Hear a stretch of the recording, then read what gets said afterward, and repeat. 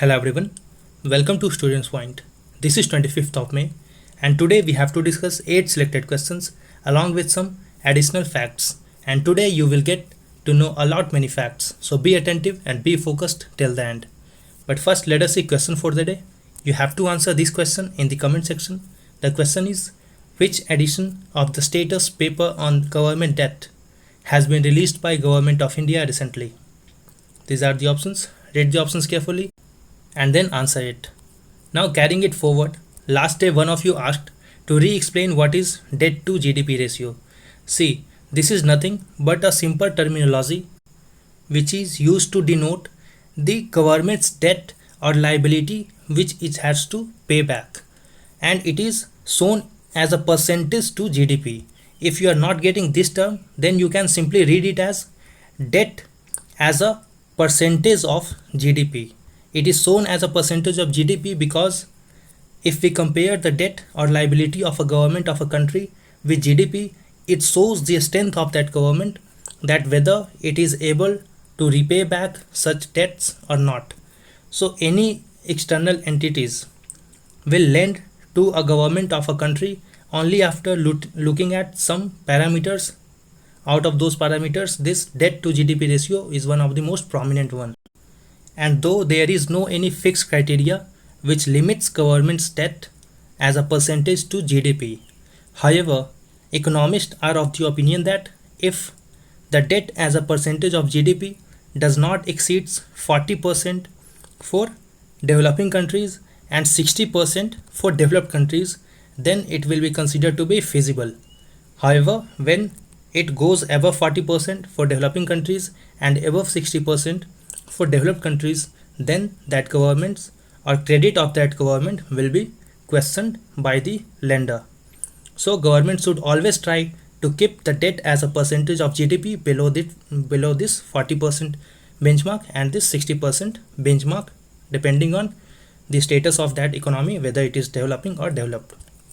So for India, for central government, the debt as a percentage of GDP as of now is 45.7% for financial year 2019, while it was around 68.6% for general government, which includes both central government as well as the state government. So India has to move long way to reduce its debt as a percentage of GDP below the most generally accepted benchmark. And to get PDF of all these videos, you have to follow me on Telegram app by writing Students Point 2020 without any space. Just write it in small letters. Thereon you will get all the PDFs. Let's begin now. The first question. World Turtle Day is celebrated on. So this World Turtle Day is celebrated on 23rd of May. So here B is the right answer. And it has been celebrated since the year 2000. And the day was founded by American Tortoise Rescue, which is a non-profit animal rescue organization. And it aims to educate people about how to protect turtle and tortoise habitats. The next question now. Anita instrument is a radio telescope of NASA. So here C is the right answer. And this Anita telescope can detect ultra high energy cosmic ray neutrinos from a scientific balloon flying over the continent of Antarctica. And it detects ultra high energy cosmic ray neutrinos using the aspirants effect. This effect predicts the production of coherent radio emission from the cascade of particles produced in a high energy particle interactions. And it is NASA's first observatory for neutrinos of any kind. The next question now. Which is the first state to grant industry status to sports? So Mizoram has become the first state in the country to grant industry status to sports. And the government aims to invest more in sports for generation of employment. The next question now. New START Treaty. Consider the following statements about New START Treaty. See, it is a treaty between the United States of America and Russia for the reduction and limitation of strategic offensive arms. This statement is correct. The treaty was signed between US and Russia for reduction and limitation of strategic offensive arms, and it is a successor to START Treaty of 1991. This statement is also correct. After end of Cold War, there was a treaty signed which was called as START Treaty. Here, a strategic Arms Reduction Treaty. START stands for a Strategic Arms Reduction Treaty. It was signed between both these countries to reduce the strategic offensive arms, to build up confidence among these two countries so that peace can be prevailed in the world. So here both of these statements are correct. So C is the right answer. And this new START treaty was entered into force on 5th of February 2011, and United States has withdrawn from several treaties. That is why I have taken this question on new START treaty. Last day we have discussed Open Sky Treaty, and US has declared to withdraw from Open Sky Treaty. Last year again, US has withdrawn from Intermediate Range Nuclear Forces Treaty. In short, it is called as INF Treaty. So in August 2019, US withdrawn from INF Treaty, and this INF Treaty aimed to reduce the mediate range or medium range missiles. It covered nuclear missiles which can be fired from land. However, this INF Treaty did not cover the missiles which can be launched from seas. Remember, it does not cover missiles which were launched from seas, but it covered missiles which can be launched from land, and it covered only the medium range missile, that too nuke missile, that was nuclear missiles, and not long range missiles. And INF Treaty was signed between US and Soviet Union in the year of 1987. So this was a treaty of Soviet era. The next question now. The dual citizenship is forbidden in India by which article of the Constitution? So it has been forbidden in India by Article 9 of the Indian Constitution. And recently Ministry of Home Affairs has relaxed visa and travel restrictions for a limited category of standard overseas citizens of India cardholders to come to the country. See, earlier it was called as OCI or Overseas Citizens of India, but Bharatiya Janata Party government changed this name to Overseas Citizens of India cardholders. So now OCIs are called as Overseas Citizens of India cardholders. So during the COVID-19 spread, Ministry of Home Affairs restricted the travel of OCI cardholders to India. However, now restrictions are being removed for certain category of OCI cardholders, and this lifelong visa OCIs was temporarily suspended in March, and the OCI schemes provide certain benefits. What are these? See, if a person who has the OCI card holder or who have been OCI card holder, he will get the benefits of lifelong visa, exemption from registration with Foreigners Regional Registration Office, and parity with NRIs, that is non-resident Indians, in economic, financial and educational fields. So OCI card holders will be at par with all the benefits which NRIs enjoys, but only in the field of economic, financial and educational fields, not in political fields or in terms of purchasing the agriculture property in the country.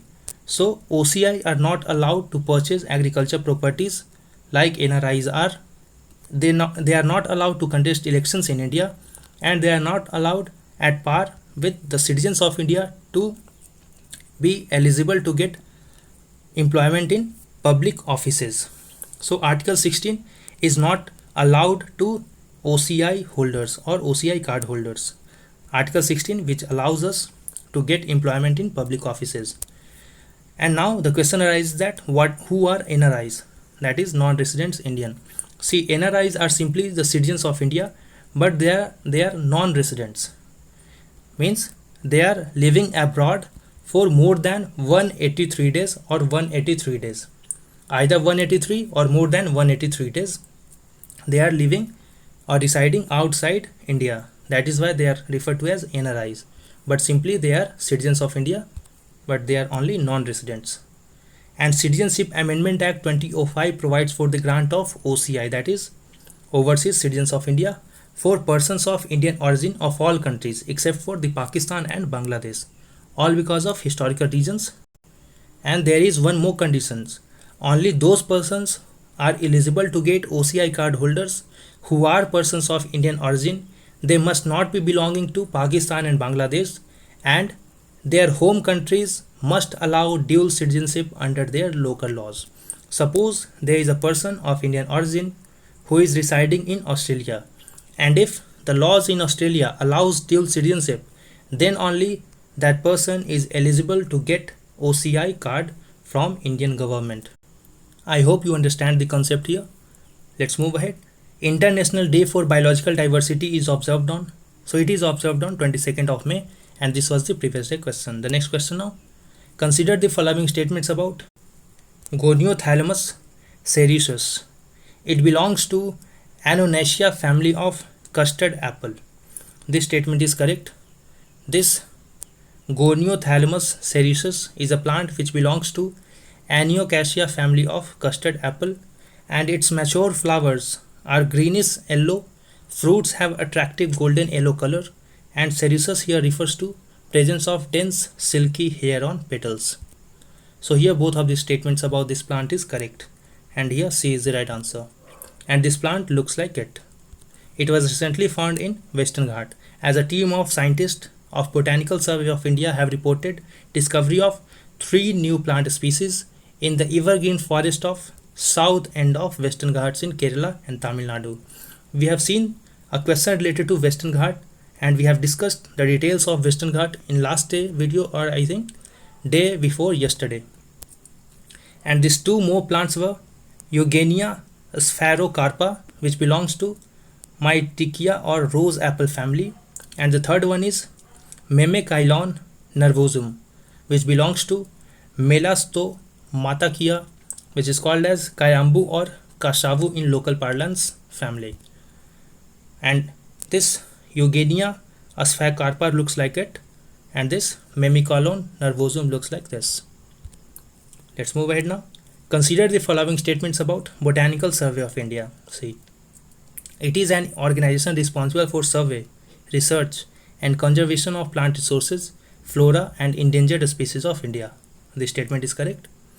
And it was founded on 13th of February 1899. No, this is wrong. Though it was founded on 13th of February, but the year was 1890 and not 1899. So here only first statement is correct. So B is the right answer.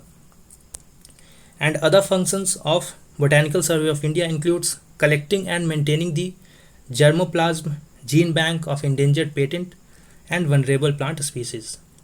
And BSI is located in Kolkata, and it comes under Ministry of Environment, Forest, Climate Change. The next question now. Wadi Rum Valley is located in. So this Wadi Rum Valley is located in Jordan, which is a country in Middle East Asia.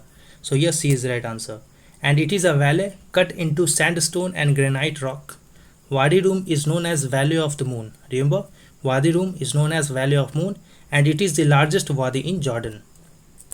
And recently it was in news because 58 members of crew of Malayalam film Adu Jeevitham reached India after being stranded in Jordan since March 16 following the COVID-19 outbreak. And the shooting of this movie was done on Wadi Rum. Let's see some facts. Abbas Shah, who is an Indian economist, has been appointed by World Bank to a key position on climate change and disaster management in South Asia. Remember the name? Abbas Shah. So share this video with your friends, like the video if you find it useful, subscribe to this channel and press the bell icon to receive all the notifications, and learn and grow every day. Answer the question in the comment section. Wait for the upcoming video. Until then, stay at your home, stay safe, and thanks a lot.